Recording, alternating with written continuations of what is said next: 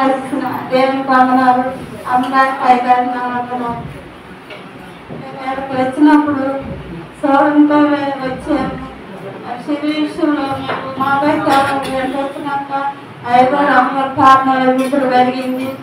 బాగా మాత్రం వెళ్తున్నాం. పిల్లలకి బాగా నేర్పు జరిగింది. బాగా 50 రోజులు 40 రోజులు కోటాలు అయిపోయింది. మళ్ళీ 50 రోజులు కోటాలు పెట్టుకున్నాం. మా అయ్యగారు అన్నప్పుడు ఎవరైనా 50 రోజులు టొపాసం ఉండదు, లేకపోతే 20 రోజులు 30 రోజులు ఉండను అన్నప్పుడు నేను అనుకున్నాను, ఏసయ్యా ఈ చిత్తం అయితే నేను 50 రోజులు నీ సన్నిధిలో ఉపాసం ఉంటానని ఒప్పుకున్నాను.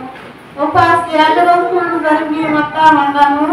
నేను పరిచయకి అయ్యా నా దగ్గరుతాను, నువ్వే నా సహాయం చేయాలి. నేను మందిరంలో అనుకున్నప్పుడు నాకు పని పని ఉంటే పని కలండి, లేకపోతే మందిరం రండమ్మా అన్నప్పుడు ఏసయ్యా నువ్వే నా సహాయం చేయ, నీ సరిగ్గా విడిచి వెళ్తాను క్షమించే అనుకుని నేను 50 రోజులు ఉపాసం ఉండి నీ పనికి వెళ్ళాను. నా పని పాటలు నాకు ఎక్కడే కలిగింపు లేకుండా దేవుడు నాకు క్షేమం ఉంచాడు. నా పరిచయకి ఇవ్వాలని పరిచయ సహాయం చేశాడు, నేను ఇచ్చాను. మరి వివాహం వరకు అమ్మగారు అయ్యగారు ప్రార్థన చేశారు. మరి బిడ్డకి మంచి వివాహం సంబంధం వచ్చింది. వివాహం జరగాలని మీరు అందరూ ప్రార్థన చేయండి. ఇదే నా సాక్షి. గట్టిగా చెప్పండి. కాబట్టి దేవుని బిడ్డ తల్లి సాక్ష్యం చెప్తుంది కదా, తన కుమార్తె విషయంలో వివాహం విషయంలో మరి వివాహం జరగక ఎంతో వేదన పడుతున్నప్పుడు ప్రార్థన వలన దేవుడు మంచి వివాహ సంబంధాన్ని నడిపించాడు.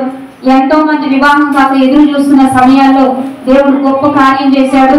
రెండవదిగా దేవునికి ఇవ్వాలి అనుకున్నప్పుడు దేవుని పరిచర్యకి ఎందుకంటే సాలెపతు వెలువరాలు మనందరికి తెలుసు, కరువులో ఇచ్చింది కదా, లేమిలో ఇచ్చింది. ఇస్తే ఎన్ని సంవత్సరాలు పోషించబడింది? 3.5 సంవత్సరాలు కరువులో పోషించబడింది. యేసయ్యకి ఇస్తే మనం ఎప్పుడు నష్టపోమండి. డబ్బులు ఇస్తాడు, త్రిబులు ఇస్తాడు. అందుకని యేసయ్యకి ఇవ్వడానికి 5 రొట్టెలు 2 చేపలు. ఆ బిడ్డ ఒక్కడే తింటే ఈ రోజు తింటే రేపు ఉండరు. కానీ ఇస్తే యేసయ్యకి ఇస్తే ఎంతమందికి వచ్చింది? అందరు పొగడు ఉండొచ్చు, భలే మంచి పని చేసావు, మా ఆకలి తీర్చావు, నీ ఆకలి తీర్చబడింది, యేసయ్య కోరిక కూడా తీర్చబడింది. కాబట్టి యేసయ్యకి ఇచ్చే వాళ్ళని దేవుడు ఎప్పుడు తీసివేయడండి.